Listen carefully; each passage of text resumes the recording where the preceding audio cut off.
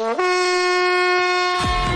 Daily is daily Vikings entertainment. We just want the Vikings to win a Super Bowl before we die. I will ride with this group. Seriously, man. Please. And away we go. Woo!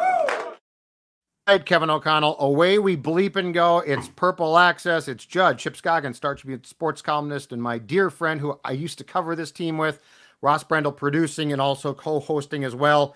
And Chipper, let's get right to it. So day one of training camp, we were both there. Outside of, and we'll talk about it, but outside of Mekhi Blackmon tearing his ACL, which is really a shame. Outside of that, what caught your eye? What did you find to be your most interesting takeaways from the first day of training camp? Well, I paid a lot of attention to the quarterbacks, obviously, and to see if the rotations were the same and from what we saw in OTA and minicamp, and it wasn't. I mean, no surprise. Sam Darnold entered that, getting the first team reps. I think we all expected that. And so, no real super surprises out there. I'm going to pay close attention to the defense today and kind of see how Brian Flores is kind of using the personnel with Van Ginkel being healthy and out there, and see how he's using Dallas Turner. But it's hard not to really zero in on their secondary right now because it's a problem. Oh yeah. Well, and my theory is this. I think that they are now. I know that they signed a guy by the name of Jacoby Francis today to be a body because they're just low on bodies at corner, Chipper. But I think they have to consider pursuing a Stephon Gilmore, a J.C. Jackson, somebody who can compete for a starting job, because it's my opinion that Blackmon was actually going to probably win a boundary job.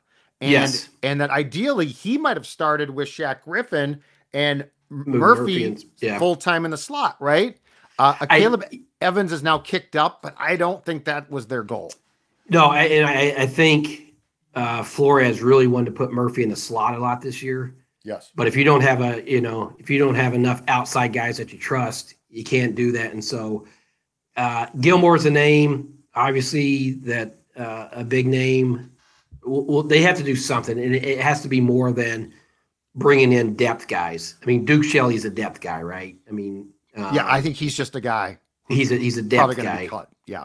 So it's just a terrible situation, obviously, tragically with Kyrie Jackson, because I think he's the guy that they were looking at possibly being in the mix there for playing time, and Blackmon for sure was going to be there. They need a Caleb Evans to take a big step. I don't think you can count on Andrew Booth at this point. They need a Caleb Evans to, and he showed the flashes early on. You think, okay, this guy's could possibly be a player for him, but clearly I think they lost confidence in him last year, and so I don't know where he's at, Judd. Maybe you have a better thought on what Evans can bring to him, but he I think they still have to go make a move, but they need him to step up and deliver more. The problem, Chip, is this too. They don't even know if Shaq Griffin is still good. So like this is where you need to add a veteran, because there's questions there. Evans has struggled at times. He's looked good at times, but he's also been hurt. He's got the concussion problem. I think for Brian Flores' sake, you need to bring in a veteran who can compete there, which I'm guessing that they're going to do. I want to go back to the quarterback thing though, because it's interesting. So in minicamp and OTAs, it was very orchestrated that that Sam Darnold and Mullins were together taking reps with the ones, and the backups were JJ McCarthy and Jaren Hall. What we saw yesterday though, and I would say that since we started to cover the team together, this might be the most intriguing quarterback like situation, not battle, but situation. What we saw yesterday, I found to be really interesting, because it was Darnold clearly with the ones, McCarthy, though, getting probably more reps with the twos than the twos ordinarily get. Mullins is sort of like on the back burner, break glass in case of emergency, and Jaren Hall could join us on the hill and watch the practice. Right. Well, it's interesting because the way that O'Connell answered your question on Monday at the opening press conference about, because you're right, in a normal situation when you have an incumbent quarterback, Kirk Cousins, whoever, that guy is going to get 75% of the reps, 80% of the reps, whatever it is. I mean, the backups don't get a lot. They don't have to go get them with the ones, but and the third team guys barely, they get one or two in a team period, And so, but now I don't think it's a competition as much as you're trying to give McCarthy. You don't want him just to be buried with the threes and getting one or two. You're trying to develop this guy. And so you want to give him as many competitive reps as you can with the twos and possibly even with the ones, but you don't want to take those away from Sam Darnold because, I asked Justin Jefferson this yesterday. It's like, how many reps do you need with a quarterback before you're on the same page like you were, you and Kirk had? And he's like, it's probably more a quarterback position, but it's just time on task. He said it's just going through them and they have to learn how I come out of breaks, how I set things up and all those things. And so you want the guy that you're going to be your starter to get the majority of those reps with Jefferson, but you're also trying to develop another guy. And, oh, by the way, I would guess if, the season started today, Mullins would be your number 2. And so he has to have some reps. You can't just put him over there. But O'Connell kind of threw that in to his answer to you the other day. He's like, well, you have Mullins, and he's a veteran. He probably doesn't need as many reps as another guy would. So you're right. It's almost like just stay sharp and fresh, and if we need you, we'll come to you. But you're not going to get a ton of reps. And they're going to give McCarthy, I think, every chance to win the number 2 job. I think that's the thing. If McCarthy proves he can play, I think Mullins gets traded. If they're scared about it, I think he is the break glass in case of emergency QB. But I think what they're doing traded before the season or traded during the season? Before the season to a team that needs. They've got 3 draft picks, man. They need draft picks. They need them. So but if McCarthy looks shaky, then I think you're right. Keep him. Nick is here September 8th as the backup in New York or New Jersey to Sam Darnold. I totally agree because they need to start recouping some draft picks here. And that's that's an easy way is trading a guy that you feel like is really not going to help you. But they have to be because O'Connell's gone out of the way. And I talked to Seifert about this. Where do you fall on it? We were talking is like, is this really the plan to really slow play this and not rush McCarthy? Is this part just removing some of the pressure so he doesn't feel like, oh man, I got to really speed through this and I got to catch up? It's hard to say, but I want to take them at what they're saying is like they're not under any obligation or any pressure or any urgency to get him ready to play before he's ready. And that's why my last question to O'Connell and Kwesi at the press conference on Monday was, you guys are going into year 3 of 4-year contracts. What do you like? It's easy in the calm of July in a press conference room to be like, we are not going to deviate.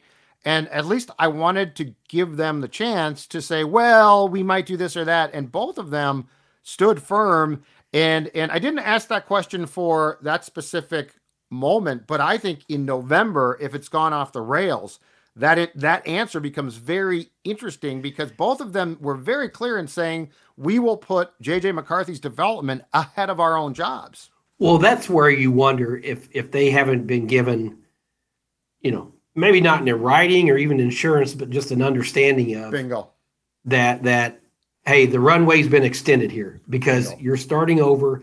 I mean, you think about it, Judd, what they've done. They've drafted a quarterback.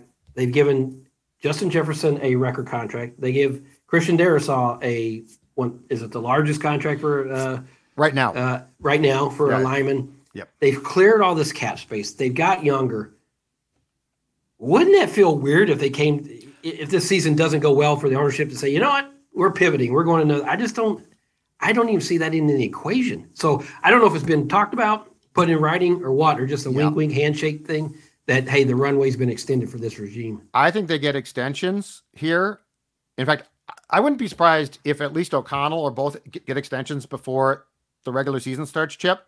And I also think that it's crystal clear now with the Darrisaw contract, the Jefferson contract, the McCarthy development plan, that they have perceived a window in 25 and 26 that they're going to try to open wide. And look, I mean, that's great. But like, no one's calling for them to tank in 24. But if you were to pump O'Connell and Kwesi full of truth serum today, they're not going to say, you know what, we expect to be really competitive for Super Bowl right now. I think what they would say is, look, I mean, their plan, and I think you asked Kwesi about this at the spring workouts, OTAs perhaps, when he talked.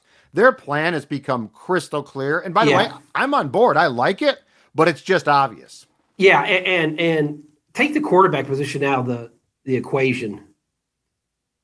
I mean, when you look at, and now the corner is, I mean, I can't emphasize enough how much that should be worrisome to them. But if you look at their offense and their skill position people, this should not be a team where you're even remotely talking about tanking, right? Because when you have that, two premier tackles, I would say, where would you rank their skill position if you're talking Jefferson, a healthy Hawkinson, Addison, and Aaron Jones? There's a lot of teams that would take that, would sign up for that group. Mm-hmm. Defensively, I like their young personnel, and so it's not like this is a team that you don't know where they're going, or they've got to overhaul their roster. And so, to me, it's like it's the expectations being so low for this team because the quarterback. Like, you have no idea what you're getting from the quarterback position.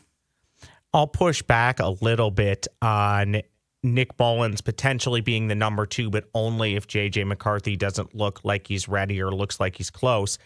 I would say, gentlemen, as long as the Vikings get out of camp or near the end of camp and everybody's healthy, I think Nick Mullins has to go for the point that you guys made, that they need to recoup some draft picks. And it's probably only going to be a 6th or a 7th, but picking up a pick like that is better than not having it. And again, you don't know what you have, but there's a bit of a logjam at that position right now with 4 guys that, to a degree, can play. And then when you talk about the talent on the team, Chip and Judd, I just don't think it really matters who your number 2 quarterback is, whether it's Jaren Hall, whether it's J.J. McCarthy, if he has to come in early. Either one of those guys can be just fine, because I hate to be the wet blanket, but Chip and Judd, you guys already talked about, they're not competing for a Super Bowl this year, so it doesn't really do you any good to have a quote-unquote capable backup, especially when you've already seen it. So I would actually, if there's a taker now, I'd look to move Nick Mullins now before there's even a chance he could get injured, but there isn't at the point. But I don't see the point in having Nick Mullins as the backup in any scenario. I don't. Well, the only thing I would say to that is nothing is more important than J.J. McCarthy's development.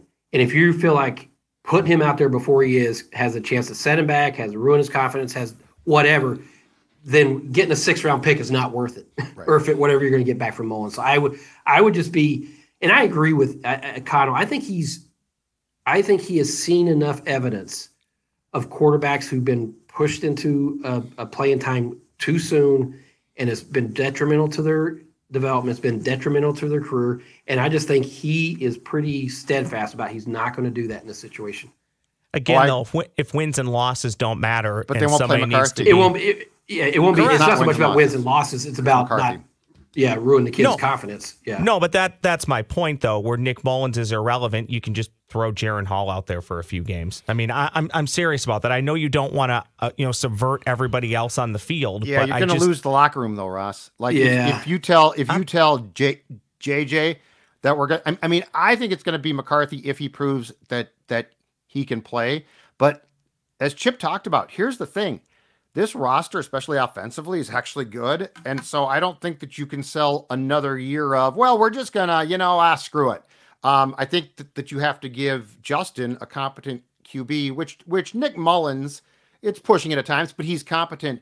Jaren Hall, I mean, he's getting no work, and he didn't. And I mean, he is a project. So I really think does J.J. McCarthy look like he's prepared to play? If he is, he's the backup, because Darnold could get hurt in week 1. And do you really want to throw J.J. into the fire then? This is sort of a political game. And to Chip's point too, O'Connell talked about, the Dwayne Haskins thing in Washington, which I think is a Daniel Snyder thing. He wanted to draft the late Dwayne Haskins, and that got screwed up. I think he won't say it, but I also think that what Kevin is doing here is very much, and it's in the back of his mind constantly, not a parallel, but how he got screwed. He was a 3rd-round pick went to the Patriots, was not developed. Now, at the end of the day, Chip, he might have just been bad. I don't know. But I will say this, mental wiring, that dude screams quarterback. And I think he's trying to, in some ways, make sure that with J.J. McCarthy, he makes up for where a guy like him was sort of done wrong. Well, and he's seen all different. I'm just checking my thing here, make sure I don't miss a thing. Sorry, PR's text us. He's seen him handled well. He has seen him handled not well, and you're right. And he's a guy who's lived this life, so he knows what works and what doesn't. And when I had a line about like this in my column today about Darnold's like, not only did O'Connell play that position, like he's devoted his entire professional life to that position. Right. Like he talks about the quarterback journey a lot. Like that's kind of his, the quarterback journey. And that's his book. That is. That's the title of his book. And so I think he thinks about that position like probably all night long, and keeps him up. Like, how can you footwork and these things and don't, so with this, Judd, I trust what he says in terms of the feel that he has about, and it'll be interesting. This will be fascinating because with Darnold, this thing could go any direction, Judd. It really could. Mm-hmm. And if there's calls and the daily questions about, where's JJ at? Where's the development? Is he ready? Is it time? It's going to be fascinating to see how O'Connell handles that if it just starts building and building and building. Now, the best case scenario, Darnold plays great. Team's winning. He looks fine. The question's not even coming up. But what happens if it's more the other way, and then this question's it's always there. It's one practice, Chipper, but I will say this: the couple of deep balls that Darnold threw to Jefferson, including what looked like a 50-yard touchdown pass on a post route in which Jefferson cooked Andrew Booth Jr. Andrew Booth, surprise, surprise. But that was a really well thrown ball. Here's my question on Darnold. The pass that he threw to Jefferson that almost got picked off and was dropped by Cam Bynum was on an intermediate route, which Jefferson runs a lot. I think that's where his problems are. His touch on the deep ball looks good.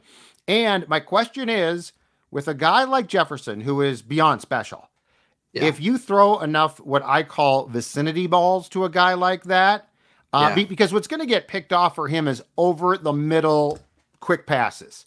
But with Jefferson on deep routes, with Jordan on deep routes, I'm wondering if that's part of the sort of, I don't know if the fix is the right word, but the part of trying to get the best from Sam.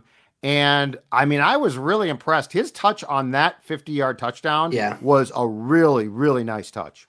Well, you hear about his arm strength. I mean, guys have talked about the physical things. You've heard it a lot about his physical attributes. It's the decision-making, the interceptions are the one thing. I mean, he has almost as many interceptions as touchdown passes in his career. But, I think that was a beautiful ball. And that's where O'Connell has to figure out, okay, what's his strengths? Let's play to that and not maybe ask him to do stuff that gets him in trouble. But the other thing, Judd, is don't you believe now that you have Aaron Jones on this team, you have to run the ball more. Like that has to be a bigger part. And maybe O'Connell just is not wired that way. Maybe he just says, you know what?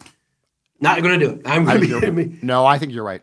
I think you're 1,000% right. And with Kirk on, I don't think that, Kirk had faults for sure, but I don't think that you can put Sam Darnold in the Kirk role of we can pass our way out of this problem. No. The other thing off of your point too, though, is, and I did ask, I talked to Jones post-practice yesterday and asked, did you talk to them about the fact that as excited as you are to be here, O'Connell's first 2 years, they're near the bottom of the league in carries. And he's like, not really, but he said, I can do different things. And here's the question. Can they run the ball more? And for the first time with O'Connell, and this might be the biggest surprise to me, their screen game has been atrocious. Yeah. Can you create a screen game with Jones, which in my opinion is basically a run play? That's it. Yeah. Well, I hope so. I mean, that's, if you're fitting your scheme around your personnel, why wouldn't you? Right. I mean, why wouldn't you incorporate that? And I just think Jones seems like a very confident, energetic, like this is a whole new, page turn in his career. I think he wants to prove. I saw some quotes from him yesterday that he's mad because he thinks people think he's underrated. That maybe he told you that. I was involved in that scrum. I'll tell you his response in a second. My response in a second. Go ahead. And you look at the way he performed when he came back from injury last year, particularly in the playoffs. I think he still has a lot to give, and I think he's motivated to show that he has a lot to give. And so I would tap into that if I was O'Connell and just say, we're going to give this guy some work. Yeah, first of all, I think that he does not need to be a bell cow. I think he and Chandler can both get run, which is important because the bell cow back for the most part is out. He brought up when we were talking to him yesterday, and I think the cameras were gone. So it was me and Alec of The Athletic. We talked to him about that, and he brought that up, and both Alec and I were like, what are you talking about? and when he got done talking, I said, so hold on a second here. You're telling me that you felt that you were not rated properly after a Dallas playoff game in which you starred that was shown on national TV and his Dallas Cowboys. And he's like, well, no, not really, because his thing was, and I think he was referring to that Jeremy Fowler ESPN piece on the breakdown of positions, and he was like the 14th back or something. Okay. But I mean, he did definitely say, I don't have as much tread on the tire as people think. Yeah, and how much of it too is that the Packers picked a running back over him, like he got replaced. Oh God, yeah, that's true. Like if you're a competitor in that, and you feel like you have a lot left, in the team that you've performed pretty darn well for thinks that someone's better than you, I think you would be motivated to go show them and the rest of the league that, hey, I'm not done. And he knew the exact contract details of who the Packers signed as well. So he is definitely aware because his salary, they tried to cut his salary for a second consecutive year, and he knew exactly that. So, I mean, it's ideal. He is the latest in a long line of Packers who have come here to play the Packers twice, which is fine. Yeah. And so there's skill guys. They got to get Hawkinson healthy, and I don't have, any idea how much he's going to miss, but he was running the hill alongside practice. Now that's a long way from being in pads and practicing, but once they get him healthy, there's some skill on this team. And so I wrote about this today with Darnold, you're stepping into a pretty good situation. Like this is, this is the best situation you've been in as a starter. Now, San Francisco, he wasn't the starter. That's obviously a dream scenario there for a quarterback. But I'm interested to really pay attention closely to the defense today out here. I want to see what B-Flow's doing because I think he has more chess pieces with Van Ginkel and Dallas Turner and even Grenard. Correct. To the position flexibility, we saw it a lot with Metellus last year. But I just wonder, Judd, if they can't figure out the cornerback situation and get that solidified, does that impact what Flores can do or wants to do? Mm-hmm. Roscoe? Anatomy of roster building, boys, on the cornerback injuries and obviously the Kyrie Jackson situation. A lot of these, when you talk about Gilmore being available and some of the other guys that are out there, a lot of these, they've already kicked around these names internally, right? They sit down and they go, well, if this happens, maybe this is the guy we're reaching out to. If this happens, this is the guy we're reaching out to. He's still available. So I wouldn't expect there's a move to be made. I think we all know one's coming, but I wouldn't expect it's going to take a long time. Heck, it could even be happening right now as we're recording this podcast, because these moves will come together quickly because they're backup plans, they're contingency plans, right? So they kind of know who they want and kind of what the parameters of a deal would look like. Well, yeah, and two things. One, you want to get the guy in here so he can learn the scheme and all the things going to. And two, you want to avoid another team that has an injury going out and signing these guys. So it's not like you can sit back and we'll just wait and let this play. No, there is no wait and letting it play out. Right. Quickly on the screen game, why has that been a struggle under Kevin O'Connell? The run game, it makes sense, but do the screen game and the run struggles, do they go hand in hand? Are they similar for any reason? Because I can't make any sense of it. I mean, they've had players that you would think could excel in the screen game, even the first year with Dalvin Cook, and it just has not happened. And by the way, just in my lifetime, Judd, I feel like the Vikings have had issues being a screen team. It doesn't seem like that this is just a Kevin O'Connell thing. They've been good at times. Yeah, I think O'Connell's just a big vertical guy. Like he wants to push the ball down the field, and for whatever reason, some teams are really good at it and some not. I don't know if it's an emphasis or what, but I know his makeup is let's push the ball down the field. Chipper, last thing, we have covered this team for a long time. We have heard a lot of guys that show remorse after offseason mishaps. Beyond the fact that he was advised by his agent and lawyers not to talk about the driving under the influence in Los Angeles, Jordan Addison seemed to say all of the right things yesterday. Yeah. I'm not buying a damn thing until I see it, though. This is the second year it's been conciliatory. And you know what? And we talked about this in the press room yesterday. I think one of the important things is at some point in time, he's like, I got to get this turned around because I've got a long time to play or live. It's like, no, this is the exact, your teammate, Kyrie Jackson, just died. He did nothing wrong, but this is the thing. You do not have an assumption to make with what you are doing. No. And that's what Kevin O'Connell said the other day, Monday, like this should be a wake-up call that you're not guaranteed tomorrow. Like, and if you put yourself in these dangerous situations behind a car, you're